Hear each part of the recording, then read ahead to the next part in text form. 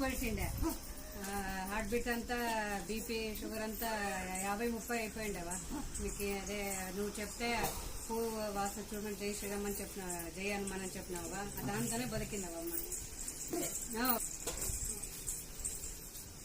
కోమ పడిసిండా మా పని ఏం హెచ్చరికే ఉండేది అసలు.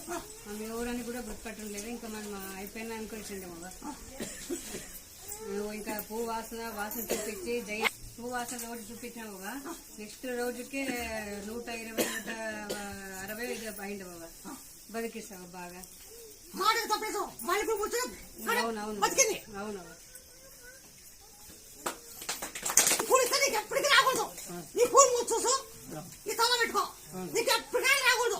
కూర్చో కలకండి శుక్రమంది సీసాలకి బాగా అల్లాడిచ్చి కంచెకి శుక్రమంది దాకట్లే వేయాలి.